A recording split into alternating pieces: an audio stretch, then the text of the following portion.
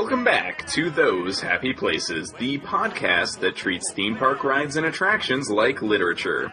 I'm Buddy Duquesne. And I'm Alice White. Today we're going to be talking about the concept of rides as games, and also the term emergent narrative.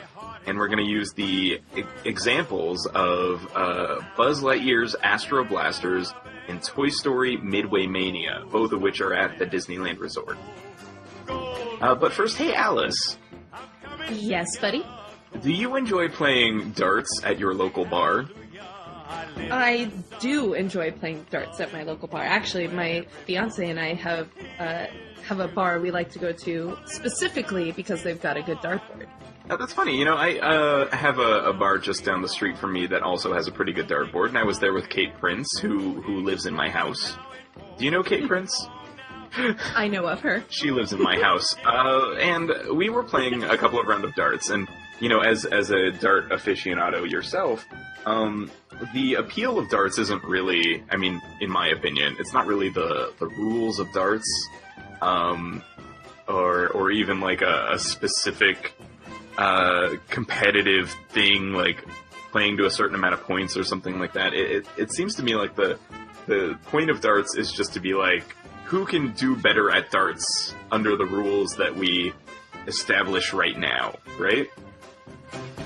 Yeah, it's for some people it might be about the rules or the numbers or their like personal stats. I think my fiance and his friends are kind of more like that than I am. But for me, and I guess also for you, the most fun part about playing darts at your local bar is the trash talk and showing off to the person you're with how good you can be at darts. How excellent you are at darts. Especially like the drunker you get, like if you can still keep up how good you are at darts. Yeah, and I think darts is a game that's best played when you're kind of loose and just kind of having fun with it, and you forget almost immediately the results of the game. It's kind of like, oh yeah, I won that round of darts. Look how big my score is. Let's start over and see whose score is bigger the next time. And it's right. Not really, it's not something that like hangs around. It's temporary. Right. So, Buddy, I have a question for you. Sure. If you were at your local bar, would you wait 30 minutes to play a round of darts? I don't feel like, if I saw a line for the dart game, I would be like, oh, is there something else to do around here? I might look around and then maybe check back, but I wouldn't like stand behind the players and wait my turn for 30 minutes to play darts. So you also wouldn't stand in line behind other players for, say, 90 to 120 minutes to play a round of darts. That is a ludicrous amount of time, and I think that you are leading me on intentionally, Alice. Where are you going with this? So I'm wondering why then we in fact have done this, go ahead and wait in line upwards of almost an hour and a half, maybe even 2 hours, to ride rides like Buzz Lightyear Astro Blasters or Toy Story Midway Mania, when really, when you break down the mechanics of it, they're just kind of really big dart games. You know, Alice, I think they're a little different than dart games. I mean, I guess maybe like a little different, but I don't really think they're all that different. Alice, I would say that a dark ride with animatronics and special effects and electronic scoring and a fun story about stopping an evil alien emperor from stealing AA batteries is way more interesting than a game of darts at your local bar. Okay, sure. I'll give you that much. It is a ride, but at the end of the day, it's kind of still the same thing. Do you remember the last time you rode Buzz Lightyear Astro Blasters? Do you remember your score? Do you remember how well you did the time before that even? Are you keeping track of your score? Well, because I am an obsessive Alice, I do have a booklet that I keep with me specifically for that. So I wrote it down in my booklet so I wouldn't have to remember. Okay, so you have your little booklet with all the scores. Yeah, What do those scores tell you about the last few times that we played Buzz Lightyear Astro Blasters as far as your score versus my score? Well, Alice, here I'm opening my my ledger here. And it says that you have utterly destroyed me handily by thousands of points for the last 15 years. How is that even possible? I don't think it's even been open for 15 years. Well, it's a very extensive set of records. Anyways, it's just about the only game that I can beat you at. You beat me at literally every other game. Nope, not literally every other game. No, there's at least one other game. And I think, Alice, it might be time for us to turn to our literary term of the week, which I know might disappoint those in the audience who are hoping for a lot of trash talk, but we actually have a point to make about all of this. But don't worry, I'm gonna still talk a lot of trash. Yeah, we're gonna get back to the trash talk, don't worry. So here's the literary term for the week. Today we're talking about emergent narrative, which is not a literary term as much as it's a game design term, but it's really connected to storytelling, and it's kind of outside of our parameters generally, but I feel that it is the best way to describe the storytelling methods of these two rides in particular. So, emergent narratives are stories that are not necessarily meant to be told, or they're not really authored by one person or one group. Instead, emergent narratives come from the interaction of players with systems. For example, Alice, think of games that you haven't necessarily had stories built into while you're playing, such as like Minecraft or The Sims or Civilization, which are very complicated systems that you interact with that kind of invite you in new ways for you to form your own story along the way. Rather than taking you through a series of pre-scripted events, they kind of let you play with the system so that you come away feeling like you've had a personal experience. Okay, that makes sense. And that kind of reminds me of the only other game that I've ever been able to beat you at, which is the masterpiece of a video game known as Harry Potter Quidditch World Cup, now available for the Nintendo GameCube. All right, which you can now go out and you can purchase your brand new Nintendo GameCube and a brand new copy of this disc, which contains the game Harry Potter Quidditch World Cup, which is a very brand new game that many people are playing this moment, I'm sure. I'm sure. And Alice, if you've ever sat down and played that game alone, as I have. I also have. Did you sit down to play it alone just to learn how to play it so you could eventually beat me at it? I mean, well, as you know, that never actually happened. So if I told you that, then it would just make me seem sad and pathetic. So I'm going to deny that that's why I was doing this. It's okay, because I sit down and play it alone just to keep my skills sharp. Right. Still, to this day. Just in case I wanted to have a rematch.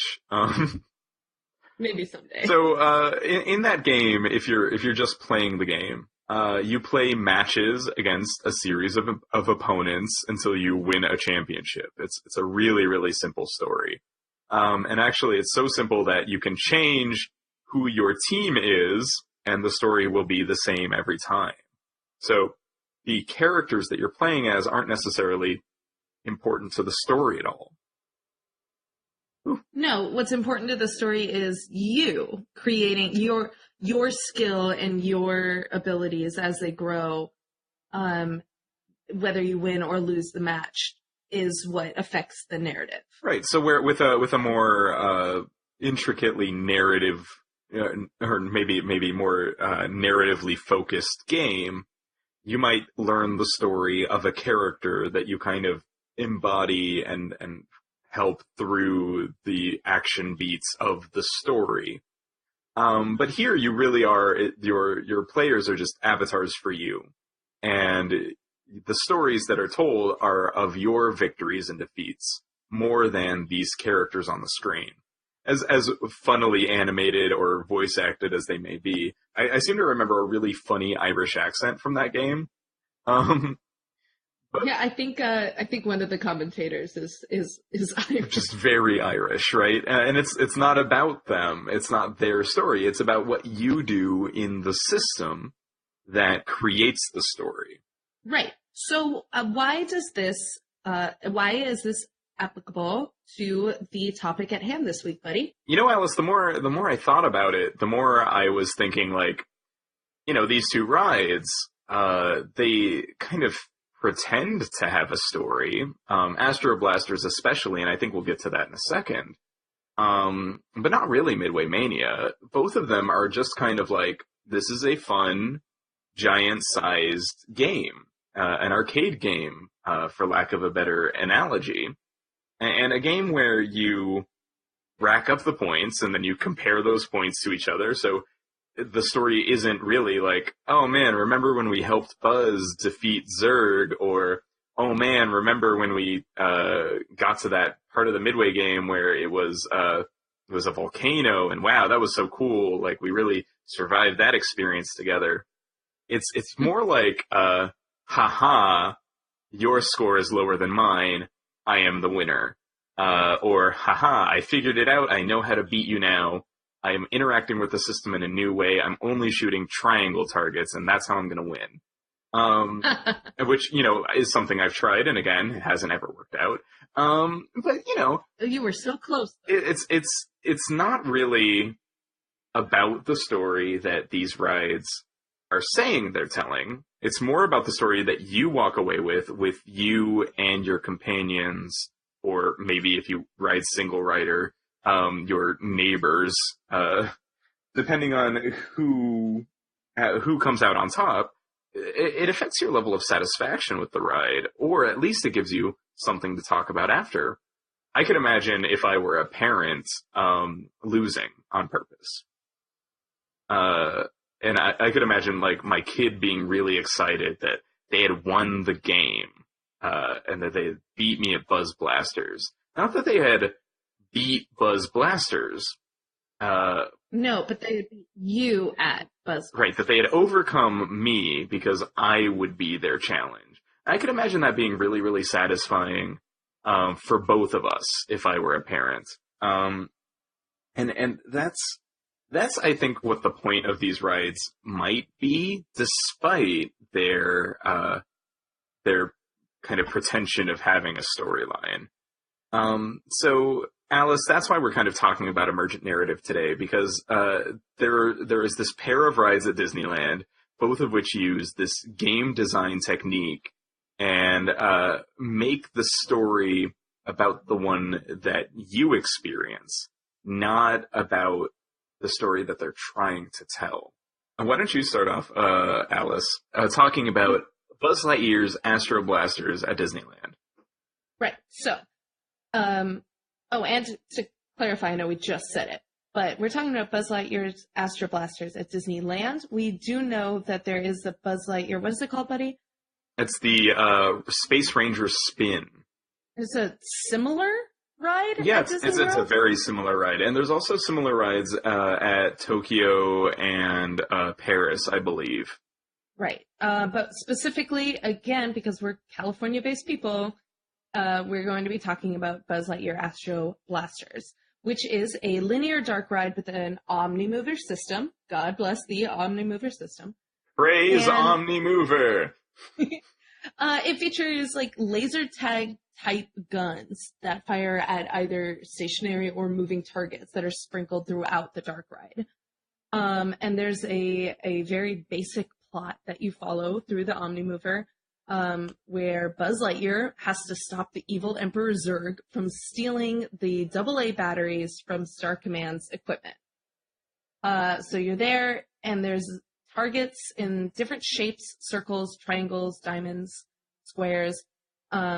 and they have the letter Z on them, and you have to shoot those targets as much as possible. And by doing so, then you defeat the evil Emperor Zurg with your buddy Buzz Lightyear.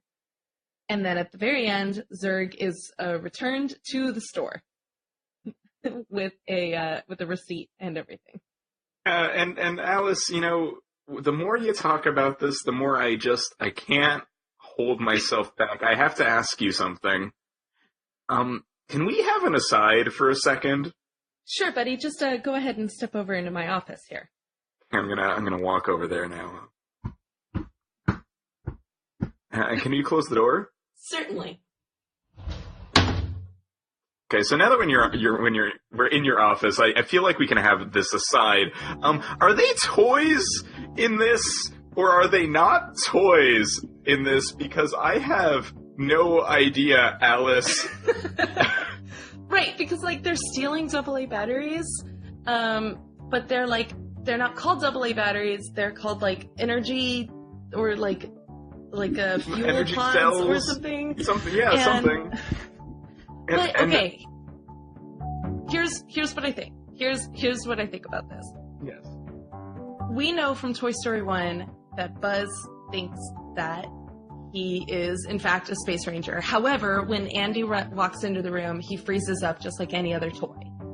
Which makes me think that part of the canon of being a space ranger that's plugged into every single Buzz Lightyear toy involves certain things, including AA batteries and boxes and receipts and the whole thing. Like some version of those items are canon in a Buzz Lightyear universe.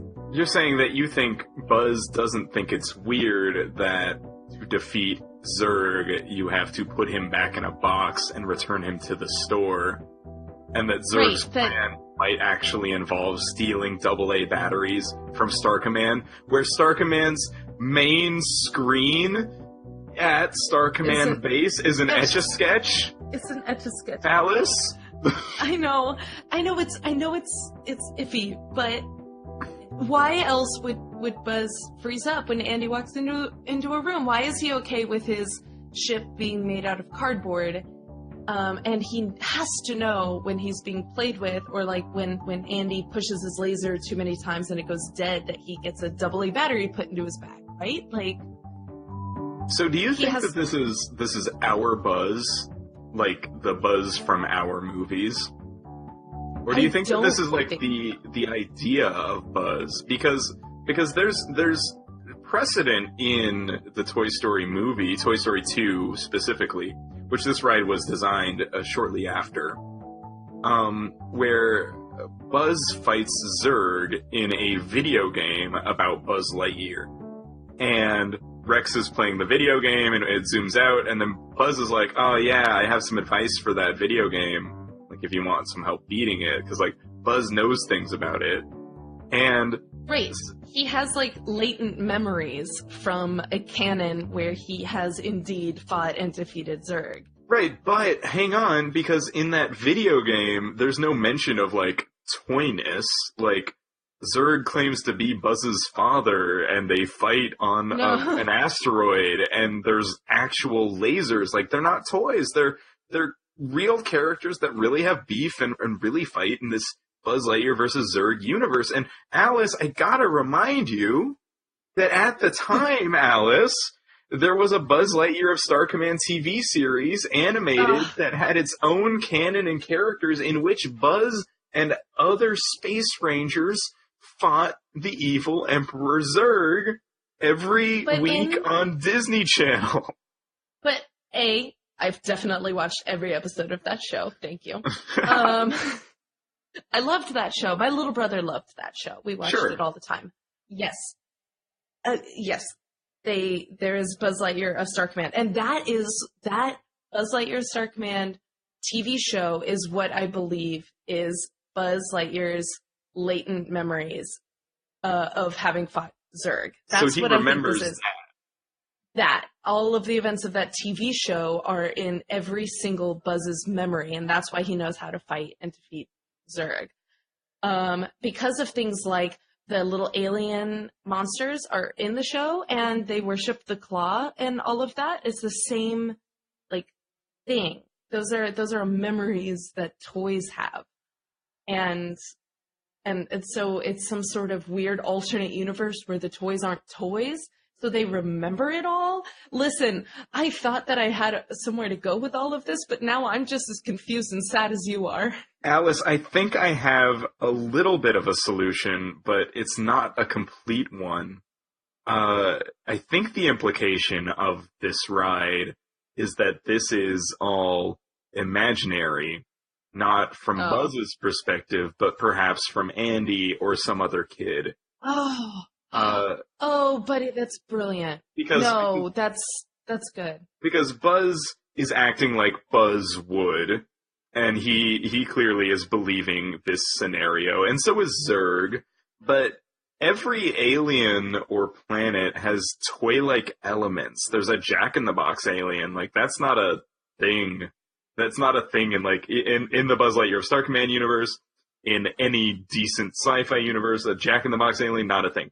A merry-go-round alien, an alien with wheels, these are not Those are things. all targets that you can hit on the ride, but you're absolutely right. Those would be toys that Andy would set up around his room, like the first scenes of Toy Stories 1 and 2, where you're getting him moving the characters around and having playtime. It's right. Playtime it's from playtime. Andy's perspective. And I think that's a good kind of middle ground to try to strike from a ride design standpoint, because like you want everybody to recognize that this is toys and Toy Story, and I mean, let's face it, the Buzz Lightyear Star Command TV series is not that big of a deal, kind of a pop culture footnote compared to Toy Story.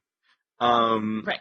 And it's so you want the imagery of Buzz Lightyear, you want kind of the fun of playtime and toys, and after all, this game is kind of this ride is a big game, so it's kind of a toy in itself, so it does kind of make sense that this might be a Toy Story playtime type thing. So what you're saying is that it is a story about toys, or a toy story. Yeah, I might be saying that, Alice. And, you know, I gotta say that the one thing that really unsettles me about this whole scenario is that these toys systematically, like, break Zurg's thing that he was building, whatever it was, and then throw him into a box, and then sign the receipt as humans, and call him a bad toy, and have him return to a wall of other Zurgs, just like in the movie Toy Story 2, where Zurg exists on a wall of other Zurgs. And I gotta say, that's really not, that's unsettling in a lot of directions. Pretty dark. Yeah. Like, and the little green men are like, you're a bad toy, go back to the store. But like, is there a good Zurg out there that like would be more amenable to playtime? Is this Zurg broken? Like, what's the deal? Maybe there is a good Zurg. There are more self-aware Buzzes, so maybe there's also a good Zurg. That would, like, not be evil? Does that imply that, like, when you unbox a Zurg, like, he starts making mischief until he figures out that he's a toy? Like, maybe. And also, does that imply that whoever was playing with this toy was like, oh, dude, this Zurg is haunted. We gotta return it. Maybe. It stole all my other toys' batteries. We gotta send it back to the store. It's a bad Zurg. We got a bad Zurg. Humans in the Toy Story universe. Do you think humans in the Toy Story universe are accustomed to their toys doing things behind their backs? Because they'd have to be, right? Like, they would. Just like, oh, Woody ended up over here today. That's weird. I mean, like, they wouldn't think it was weird. They would think it was normal. So, like, if you walk back into your room and Zurg is just sitting on a pile of batteries, you'd be like, oh, man. Oh, man. And all your other toys are mysteriously out of battery. Like, oh, no, I got a bad Zurg. Send the Zurg back.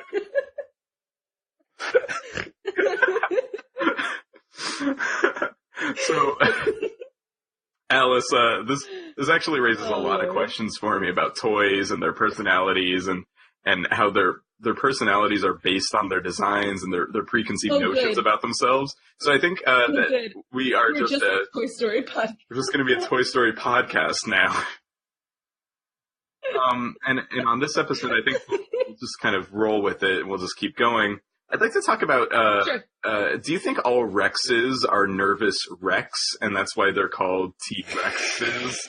I hate you so much. Do you think all Slinky Dogs are, like, cool dudes because they're so flexible, and, like, that's what makes them, like, cool with everything? God. Do you think that all Potato Heads are judgmental bastards? that call people murdering swine?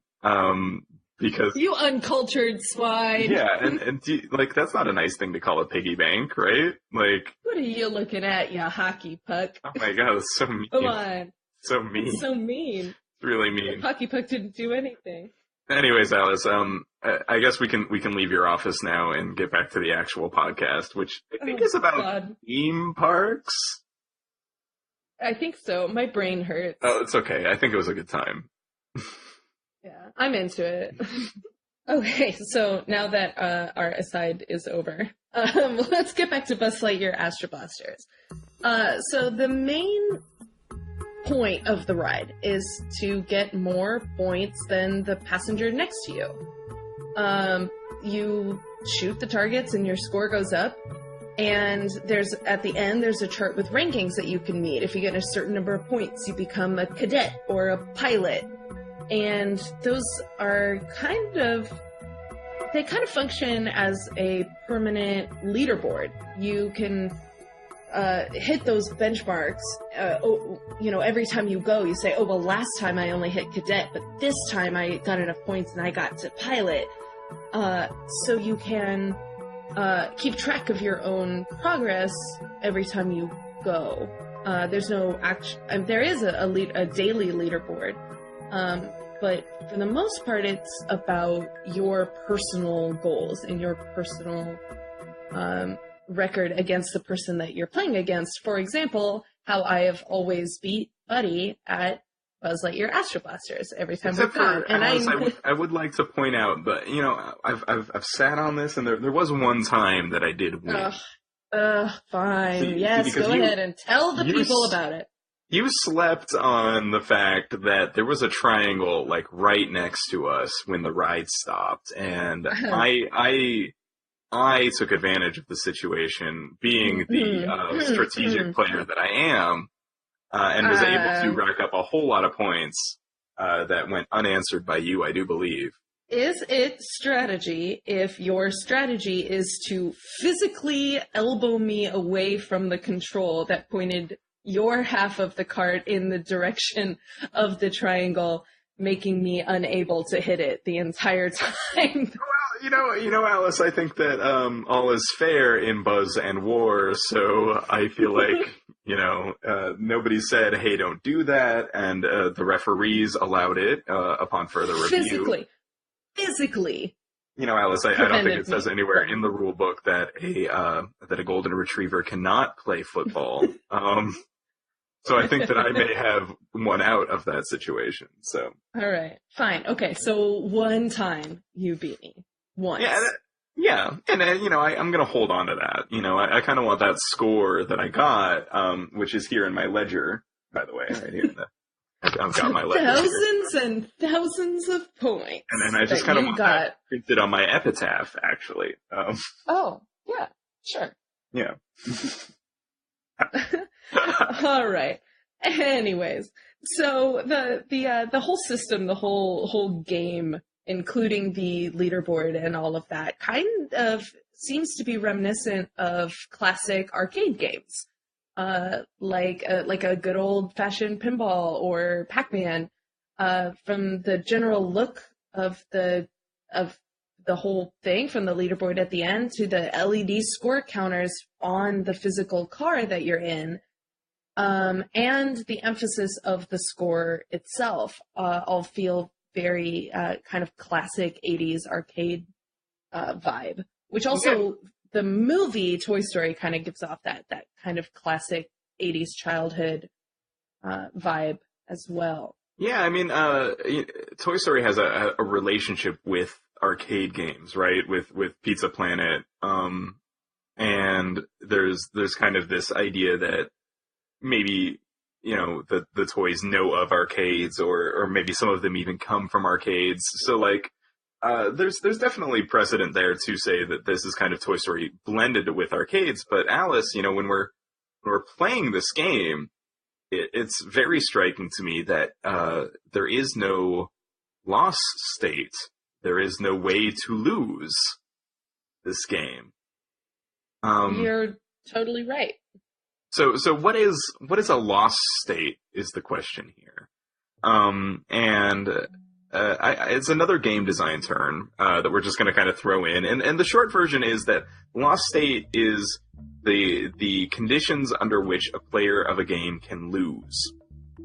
This can mean making too many mistakes, or being outwitted or outmatched by an opponent, or otherwise running out of chances to play. Having no moves left is a lost state. Most competitive games and single-player games have lost states baked right in. Chess, poker, and baseball, for example, all have different lost states. In order, checkmate, losing all of your chips, and being outscored by the end of the ninth inning are the lost states of those games. But if we're talking about classic video games, Pac-Man, Galaga, Dig Dug, the lost state arrives when you run out of lives, or if you're hit too many times by on-screen enemies. And these games are designed to chew through your quarters to maximize their profits, so you lose a lot. They're very difficult games. And the game over screen is so important, I think, to like classic arcade design. And this ride, and indeed the other ride as well, it doesn't have that. There's no way to lose at Astro Blasters. Yeah, but you could not have people lose at Astro Blasters. You're in a theme park that has tens of thousands, even hundreds of thousands of people on a daily basis, and they're on vacation and they've paid hundreds of dollars to be there. You could never, ever tell them that they lost. If you say, oh, your ride is done halfway through because you didn't get enough points, like, you could never do that. So you want to give the look of the arcade game, but without any of the risk. Without any of the stakes, yeah. And that's such an interesting thing, and I think it's part of what makes these rides feel sometimes less, maybe lesser than rides that base themselves on a thrill or on a cool piece of technology or a cool story. These rides can't, they pretend to be games, but they aren't games because you have to be able to win or lose at a game. And these are rides that you could ostensibly, I guess, sit through if you wanted to, and still be congratulated as a participant, as a winner. If you never touch the joystick or the gun on Astro Blasters, Buzz will still just be like, "Great shot, Space Ranger! You did it! You stopped Zurg." And that's not what you did. And if you chose to do that, for example, if you left Astro Blasters and you went down to the Starcade and you're like, okay, I'm gonna pop in a couple of quarters and play, you know, whatever arcade game they have there these days, you'd lose. And the game would be over, and you'd never see the end, because you need to be very good at the game to see the end, or you need to pump in a lot of quarters. And that's just something you can't do with a theme park ride. And especially, Alice, we were talking about how long would you wait for a ride like this, and if you're waiting 90 minutes to play this game, losing is unacceptable. Losing before the end is unacceptable. And I think that's the interesting part. Is that the solution for these attractions is to say that everybody kind of wins, right? You make it to the end, you did a great job, but if you won more than the other people, you get to brag. You get to be like, haha, I won more than you won. We were both winners, though. But you can get you can get bragging rights or whatever, but like, I do keep my bragging rights. You do keep your bragging rights, but you know, it's It's not a game you've lost. It's a game that you've not won as much at. And that's really interesting. And you know, there's another ride that this reminds me of that maybe we'll get to in another episode, but Radiator Springs Racers, the Cars Land ride, the big Cars Land ride, has a race mechanic, right? Where the two cars line up next to each other and they race at the end. I don't recall ever being on a car that lost. I have been on a car that lost. Oh, okay. So what is that like? You lose by like less than a nose, and and it's like super, super tight race, you know? And the only people that notice are the people in the other car, because the narrative is still the same. Like, wow, what a great race. I'm so glad we had all this fun together. They don't even say, you won, or, oh, better luck next time. They literally don't. They just say, wow, that was a great race. They say, good race. Good job. And good game. People love the spirit of competition. But they don't love the results of competition because that results in people losing. People love to win, for sure. So if everybody can walk away feeling like a winner, then these aren't really games, per se. They're interactive rides that have game-like elements. But it would be my thesis statement in this episode, Alice, to say that if you can't lose, then it's not much of a game. That is incredibly insightful, buddy. Thank you, Alice. Thank you. And I think it might be time for us to move on to our second ride of the day. Yes, the extremely similar, but a slightly different version of this same game. I don't even know how to describe it. It's almost the same ride and game. Midway Mania, Toy Story Midway Mania, which is across the street over at Disney's California Adventure, in Paradise Pier, soon to be Pixar Pier. It's another dark ride game. But it's a screen ride.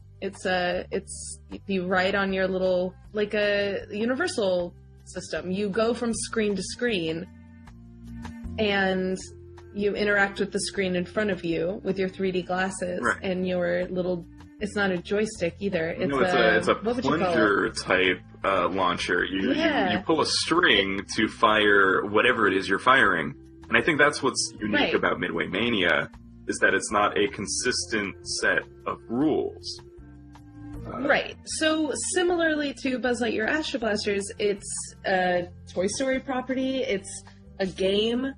It's interactive. It keeps score, but it is variant. It changes when you ride it. Well, you know, Alice, I was thinking about this, and I was just watching the ride-on footage of the Orlando attraction, which is identical to our attraction in many ways in Anaheim. And it does vary on about a 30-second-ish basis from segment to segment. So you sit down in the little car, which is actually pretty ingeniously designed. It has two sides, so you can put 4 people to a car and you experience the same thing on either side. If that makes any sense, you're kind of back to back with the other people. And you put on your 3D glasses and you get brought before a bunch of different screens. So the first screen is a kind of a Wild West, and then the next one is dinosaurs. It's all dinosaur themed, and a volcano explodes. And then the next one is Buzz Lightyear, and it's all space and little green men. And the next one is Wild West again, and then there's a bonus round, and then the ride ends. And this ride is, you're right to say that it's very similar, but I think the difference between it and Buzz is this use of screens, right? And the fact that there's this variety in it that is, I think, personally makes for a weaker experience. Really? Yeah, I think there's something to be said about Buzz Blasters, Astro Blasters, whatever you want to call it. The Space Ranger spin, as it were. I think there's something to be said for the simplicity of the design. You know, you've got one way to fire. There's one kind of target at different values, and they're placed in an environment that is 3D and real and physical, that has a lot of little hidden gems and stuff and movement. Whereas the Midway Mania games, because they are a series of Midway games, which is actually really great for, by the way, the pier setting, as you were talking about. Right. It fits in with the theme of the pier, which means it fits in with the theme of California Adventure and the idea of a Santa Monica or Santa Cruz style, like, gaming pier. You go to those places, to those mini theme parks on the water, and you play games just like this. Yeah, and the games are... But in real life. The games are pie tosses, ring tosses, dart shooting, things like that. But I think the fact that it has to be explained 4 different times over the course of the ride, and that the mechanics are less intuitive. I was just watching it, and there's a part where one of the characters yells, and it's like halfway through, the character's like, "Aim higher if you want to shoot farther," and like that's so much less intuitive than point the gun and fire the gun, right? And it's that it has to keep being explained. In the Buzz Lightyear one, it's like, shoot for the jetpacks, they're extra points, and they're always saying something new. There's always this new novelty to experience on this ride. And it's so fast, and it's all countdowns, 5, 4, 3, 2, 1, on to the next thing. And it really leaves me, after writing it, feeling exhausted and confused. Whereas a good ride of Astro Blasters leaves me feeling victorious, because I know that I should lean on the joystick to stop you from rotating it. This doesn't, I don't feel like any of that amount of control or any of that amount of like moments to stop and look down and like check my score, see how I'm doing against you, or any of that. With Midway Mania, it feels fast and baffling.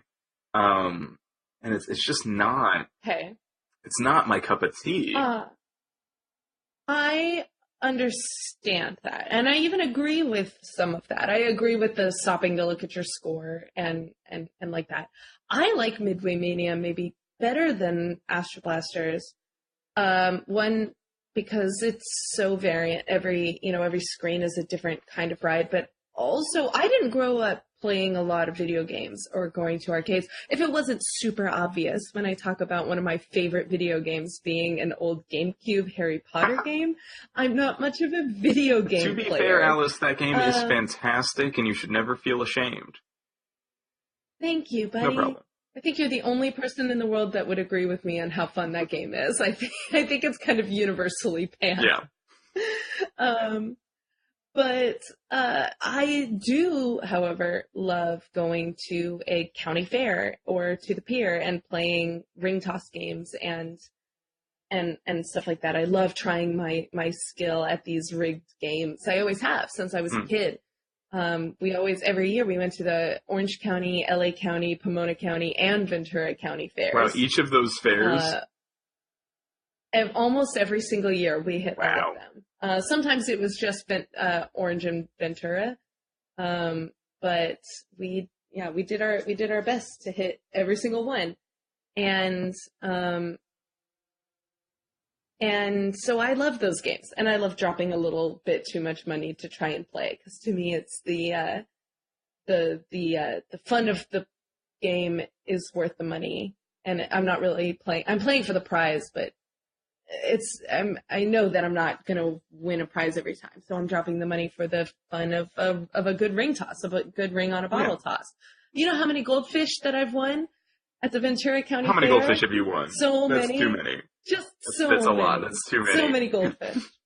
One of them lived for like 5 Oh, years. I had a goldfish like that from a carnival as well. And you know, that's the thing though, is that these games in Midway Mania harken back to an actual carnival. Midway which, Disney right next to this ride has put actual Midway games in. And, you go down to its neighbor, Knott's Berry Farm, and it has plenty of this kind of game, or any of these county fairs. And again, these are games that are designed to be lost.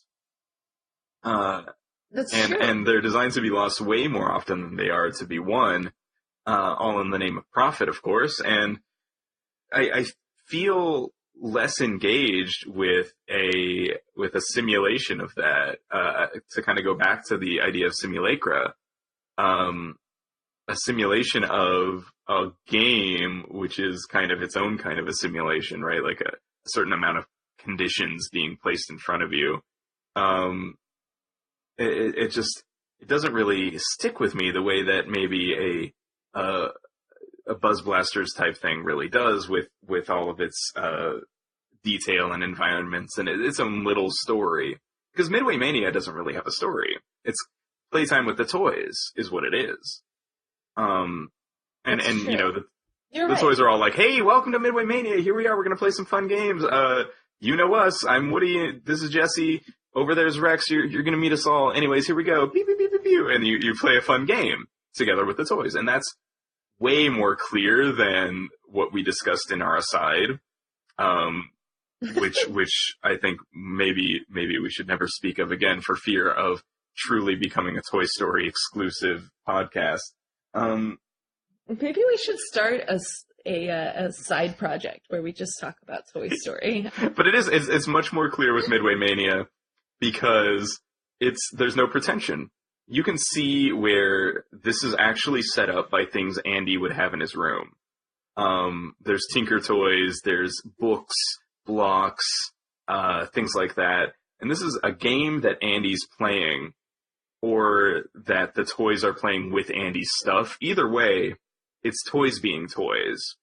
And you're just kind of there along for the ride, and then at the end you get a score and a rank, and just like Astro Blasters, but much more, I guess, technologically advanced, if you like this sort of 3D thing.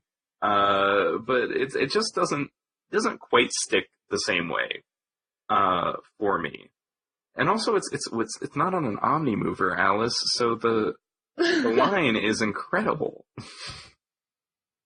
You're right. That I will not argue. Praise the Omnimover. Too long. All hail the Omnimover. Thank you. Well, Alice, I guess that means that our episode on game rides at the Disneyland Resort has finally come to an end. At long last. At long last. But I guess at this time we should probably talk about some of our favorite interactions on Twitter this week. I put this question out to Twitter. What are your thoughts on rides that are more like games than anything else at the parks? And overwhelmingly, the response was, I get so competitive at them.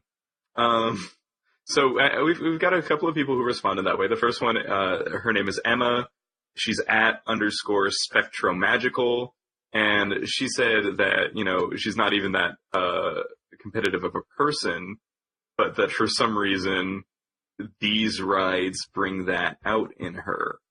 So that's really interesting, right? That's like a common thread. I mean, when we started to talk about this, it was like, oh, who won last time? How much did they win by? And we have all of our trash talk, and that's fine. But like, weird that you can walk in and you're like having a peaceful day at Disneyland, and then bam, a ride about a spaceman or a ride about toys having fun. You're just in the zone, the competitive zone. Right, and you're willing to talk mad smack to your loved ones that you brought along with you. Exactly. Maybe it's a nice, I don't know, change of pace for people. Yeah, it's almost cathartic, right? Like, oh man, now I really get to show it to so-and-so who's been bugging me all day.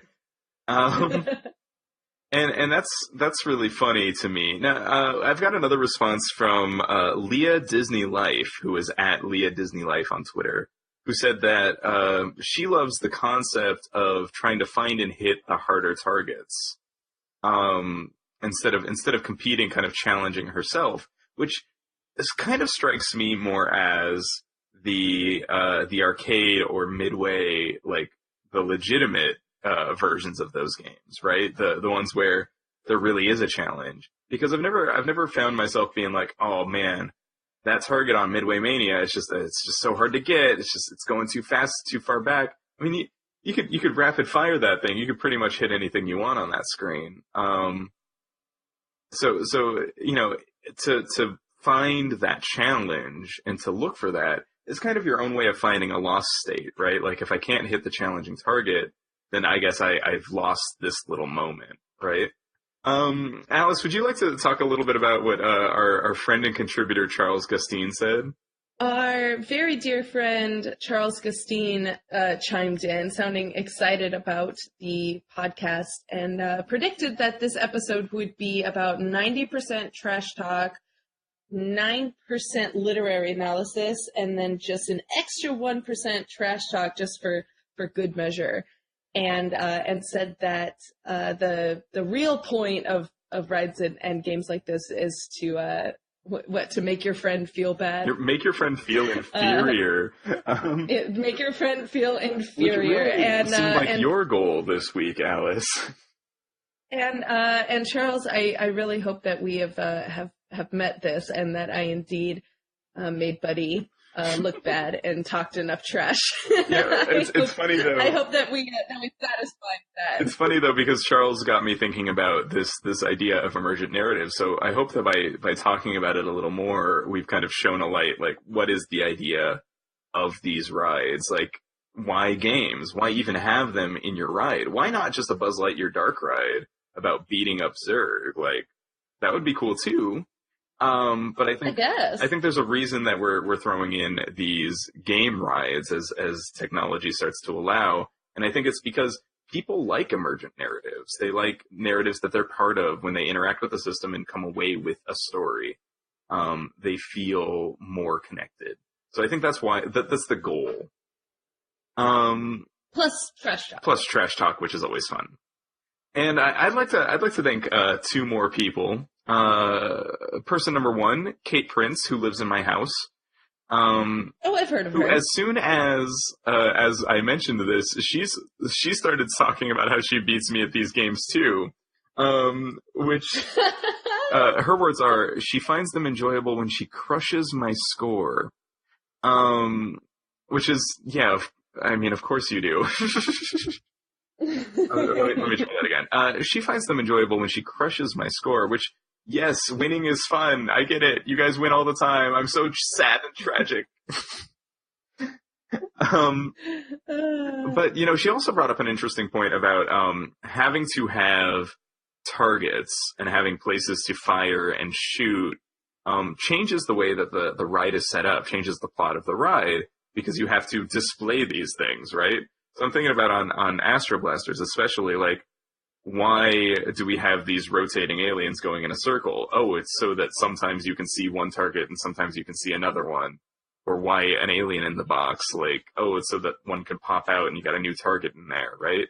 And these things are design choices made that are actually game design choices, not ride design choices. And that's a really interesting concept that maybe we could go more into in another episode. Like, when you change the point of your ride, you change where you put things and how you put them there.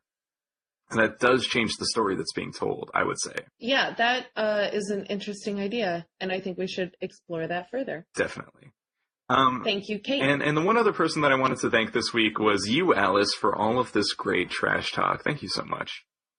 Oh, buddy. Yeah, you know what? You're just... It brings me back to all of the times that we fought and competed against each other. And it really has been a wonderful experience to lose to you so consistently. You see it? No, and I would, and I want to thank you also, Buddy, for letting us trash talk you. As much as we trash talk about these, you are unsettlingly good at video games. Unsettlingly? Truly, you are unsettlingly good at video games. Where truly, these are the only things that I can even hold a candle. I can't beat you or play or compete with you on almost anything else, and that's why I hold so firmly to them. And truthfully, we've ridden Buzz Lightyear Astro Blasters hundreds of times. Hundreds, maybe. Alice? I don't think it's dozens. I don't think it's true that I've beat you every single Probably not every. It just feels like that because I beat you so often. But anyways, Buddy, no, thank you. And I want to thank you, Buddy, and you, the listeners. This was a difficult week for us, and we had a hard time with our technical difficulties and our lives kind of being a little out of sync this week. I just moved literally from one corner of the country to the other in the last week, and we just had a hard time getting it together. But we're back, and hopefully better than ever. So I wanted to thank you, Buddy, for being patient with me, and the listeners for sticking with it. Yeah, and if you're just one of our newer followers or listeners, thank you for being here. Feel free to reach out anytime on Twitter, especially. That's where we're very active. And right now I'm in the middle of a great conversation with a bunch of different people about Knott's Berry Farm on Twitter. And we're talking about Alice and I may be doing a series from Knott's Berry Farm this summer, which would be a really amazing experience. And there's a lot about that park that we're just kind of rediscovering, maybe that we took for granted as kids going to this park, and kind of seeing it as kind of a like an alternative Disneyland, but not really like the real deal. I'm starting to see it as its own thing, with its own merit and things to bring to the table, and its own really interesting history and relationship with the city of Gwynedd Park. So I'm fascinated. I really want to dig in deep into this topic, and thank you guys for being part of that conversation. Yeah, we're really excited for what the summer has in store for us. And I honestly, I'm mostly just really happy to be back in California. I'm happy to be in the state where I grew up, and back amongst my friends and my theme parks. And the summer's going to be great. So thank you, everybody. And Alice, I think it's time for an outro. The research for this episode was done by Buddy Duquesne and edited by Alice White. This episode was produced by Alice White and edited by Buddy Duquesne. Our theme music is Golden Gate by the California Feetwarmers, featuring Phil Alvin. Find the Feetwarmers on YouTube or on their website, californiafeetwarmers.com. Additional music for this podcast comes from Poddington Bear, available from the Free Music Archive. Search that up at thefreemusicarchive.org. And if you enjoyed this episode, be sure to subscribe, leave a review, and tell your friends. Send people to our website at thosehappyplaces.com, and join us on our Facebook page at facebook.com/thosehappyplaces, where we're always talking about theme parks and ideas for future episodes. We're also on Twitter. Buddy is at Buddy Duquesne. Duquesne is spelled D-U-Q-U-E-S-N-E.